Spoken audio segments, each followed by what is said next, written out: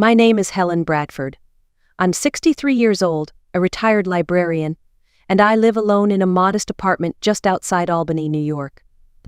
My husband Jack passed away 4 years ago. Since then, I've been rebuilding a quiet life, simple, clean mine. It was a Tuesday morning when the envelope arrived.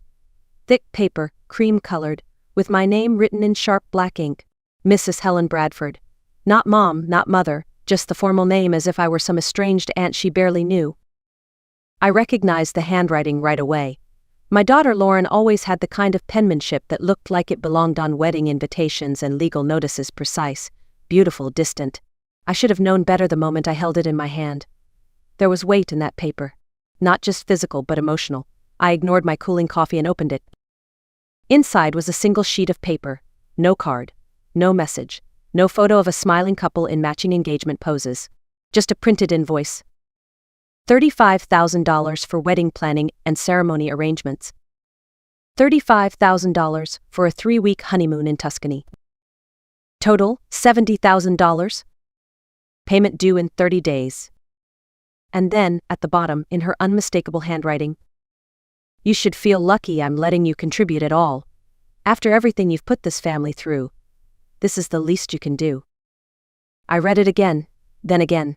My brain understood every word, but my heart refused. My only daughter had sent me a bill for a wedding I wasn't even invited to. A honeymoon I hadn't heard about, and she was treating it like some kind of generous opportunity I should be grateful for. The coffee mug slipped from my hand and shattered against the kitchen floor. Brown liquid spread across the white tile like spilled blood. I didn't move. 27 years of motherhood. And this is what it came down to. Not a phone call, not a conversation, not even the dignity of a request. An invoice. I thought about the last time I'd seen Lauren Christmas dinner, 18 months ago. Her smile didn't quite reach her eyes. Her words always seemed to carry judgment, veiled as concern. Her fiancé, Matthew, barely spoke to me. When he did, it was with the polite condescension you reserve for a houseplant in the wrong room. That night, I'd left early. Claimed a headache. Lauren didn't even walk me to the door. Now, standing barefoot in a small kitchen with broken ceramic at my feet, I understood something with painful clarity. I wasn't her mother anymore. I was just a wallet she remembered to shake when it suited her. And something inside me shifted. The thing about moments like that, when the truth lands like a stone in your chest, is that they don't come out of nowhere. The signs are always there. You just learn how to ignore them, dress them up as something softer. Lauren wasn't always like this. She used to be the kind of child who would crawl into my bed during thunderstorms, wrapping her tiny arms around my neck like I was her entire world. She used to bring me dandelions from the backyard, always insisting they were sunflowers. She was warm, gentle, curious. But something changed around the time she turned 15. She started coming home with a new vocabulary, words like image, reputation, standards. She stopped inviting Rosa over, her best friend since kindergarten, and started spending time with girls whose mothers drove luxury SUVs and wore sunglasses indoors. Rosa's mom worked as a cleaner. That became a problem, apparently. I remember the day Lauren told me, with no emotion at all, that she and Rosa weren't friends anymore. "We're just in different places now," she said, like friendship had an expiration date. I should have said something, should have challenged it. But I didn't want to be the nagging mother who didn't understand how the world works. Then came the scholarships, the internships, the move to New York City. She climbed the ladder quickly, and with every rung, I saw her grow more polished and less grounded. Our phone calls became shorter. Our visits became holidays only. And even then I felt like a guest in her presence, expected to behave, to smile, to keep my stories brief and unmessy. After Jack passed away, she visited me once in the hospital, for 22 minutes. She checked her watch 3 times. She brought no flowers. She asked no questions. But I still hoped. That's the cruel thing about being a parent. Even when your child shows you exactly who they've become, you keep seeing the version of them who used to kiss your cheek and tell you they loved you this much with arms wide open. But the envelope on my kitchen table didn't come from that child. It came from the woman who had buried her mother long before I was ever gone. I swept the broken mug into a dustpan and dropped it into the trash, but the bitterness clung to me like the scent of burnt coffee. I sat down at the kitchen table, the invoice still lying there mocking me. For most of my adult life, I'd operated under a simple rule: make things easier for others. Keep the peace. Don't raise your voice. Be useful but not burdensome. It was how I'd survived marriage, motherhood, and widowhood. Quiet strength, silent sacrifice. But that morning, something cracked. I wasn't angry, not in the traditional sense. It was colder than that. Sharper, like glass catching light after being shattered. I looked at the invoice again, and this time, I didn't see guilt, I saw leverage. Lauren wanted me to fund a wedding I wasn't even invited to. Fine. She wanted to use my name, my money, my existence without offering even the dignity of inclusion. Fine. But if I was going to be pulled into her dream wedding, it would be on my terms. I pulled out my laptop and opened a browser. First, I searched the name of the wedding planner printed faintly at the top of the invoice, Christina Doyle Events. I found her website elegant, minimal, expensive. Next, I searched Riverside Manor, Connecticut October wedding and cross-referenced it with Lauren's social media, which I couldn't access directly, but mutual friends' posts told me more than enough. Then came the resort in Tuscany, Villa Solana. Private infinity pool, personal chef, ocean views. Over $1,000 a night. By lunchtime, I had a full picture of the fantasy Lauren and Matthew had built on a foundation made of my presumed silence. I poured myself a glass of wine. Not the $5 bottle I usually bought, but the one I'd saved for Jack's retirement party, the one that never happened. I opened it. Then I sat down with a notepad and began making a list: venues, vendors, contacts. Not out of revenge. Out of resolve. Out of the sheer need to stand up and say, enough. They wanted a silent benefactor. I was going to be a very loud liability. I picked up the phone and dialed the number listed for Christina Doyle Events. A woman answered, her voice smooth, professional. Christina Doyle Events, how can I help you? I took a breath and said, yes, hello. I'm calling about the Lauren Hastings wedding. This is Helen Bradford, her mother. The next afternoon I dressed with deliberate care. I chose a navy dress I'd bought years ago for a retirement gala I never attended. It still fit, though a bit looser now. I added a strand of my mother's pearls and a pair of low heels that hadn't seen sunlight since Jack's funeral. I wanted to look like a woman who could write a $70,000 check without blinking. Not because I intended to write one, but because appearance, I had learned, buys attention. Christina Doyle's office was on the 5th floor of a sleek building overlooking the Hudson. Glass walls, cream upholstery, and a front desk that smelled faintly of lavender and money. She met me with the warmth of someone who'd mastered the art of charm and stilettos. Mrs. Bradford, it's such a pleasure. Please, come in. She offered me coffee in a china cup. I accepted. I didn't want to appear defensive. Let her think I was exactly what she expected until I wasn't. We are absolutely thrilled to be planning your daughter's wedding, Christina began, glancing down at a leather-bound folder. Lauren has exquisite taste. The venue, the linens, the floral installations, just stunning. Yes, I said mildly. She always had a flair for the dramatic. Christina chuckled politely, not sure if it was a compliment. So, I understand you'll be finalizing payment for several outstanding items? I set down my coffee cup with care. I'm afraid there's been a misunderstanding. She paused, her pen hovering. I received an invoice yesterday. I wasn't aware I was involved in any financial agreement. Oh, she blinked, clearly thrown off script. Lauren said you were eager to contribute, that you felt terrible about missing the ceremony and wanted to make it up to her. I wasn't invited, I said plainly. Silence. She didn't mention that. No, but she did send me a bill for $70,000 with a note that made it sound like I should be grateful to be allowed to pay. Christina looked visibly uncomfortable now. She adjusted a paperclip that didn't need adjusting. I apologize. That's highly irregular.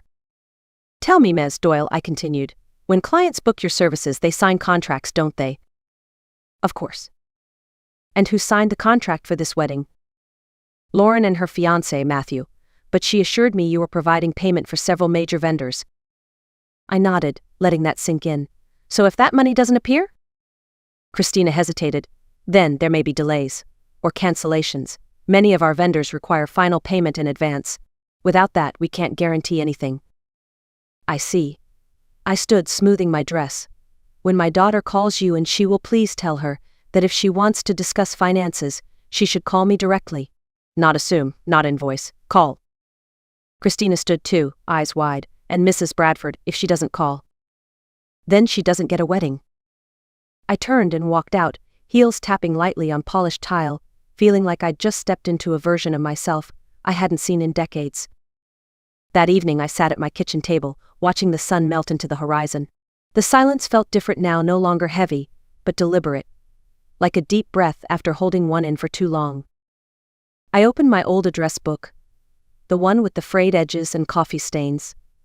Flipping through the pages, I found a name I hadn't said aloud in years. Rosa Bennett. She used to live next door when Lauren was a teenager.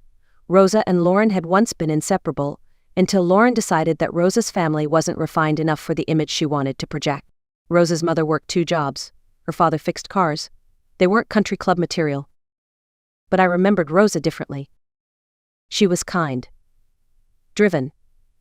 A girl who brought her own camera to birthday parties and offered to take pictures for free because people should remember happiness. I dialed the number slowly. Her mother answered.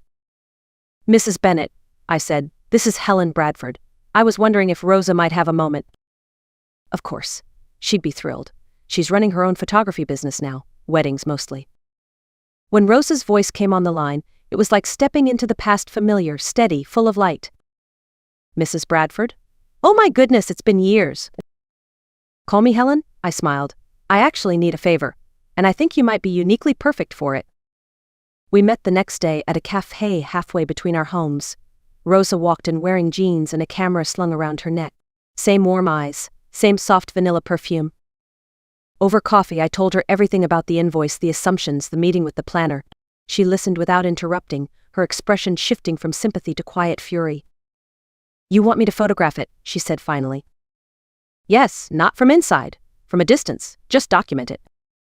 Rosa nodded slowly. You want proof, not just for others, for yourself. Exactly.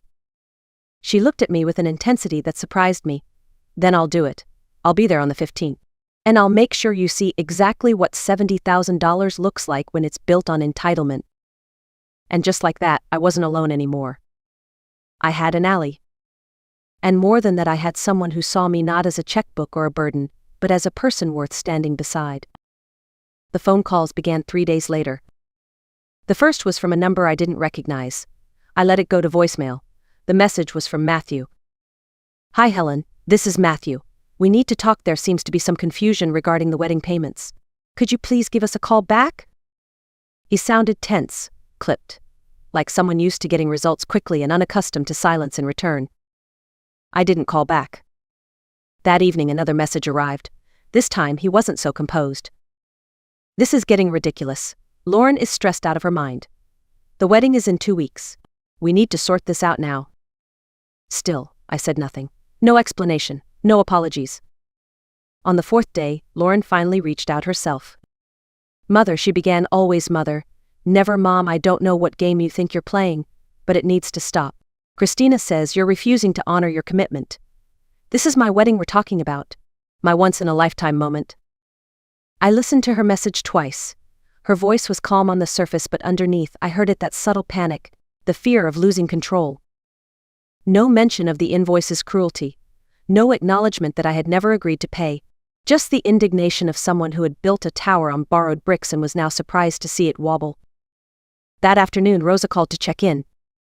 How are you holding up, Helen? Better than I expected, I said. How's the venue looking? I stopped by this morning, she said. They're still setting up, but I overheard the staff talking. Vendors are asking for advance payment now. They're nervous. Good, I said without hesitation. Let her scramble. There's more, Rosa added, her tone brightening slightly. I ran into someone you might remember. Jacqueline Foley. Used to live a few houses down from you. Her son played soccer with Lauren.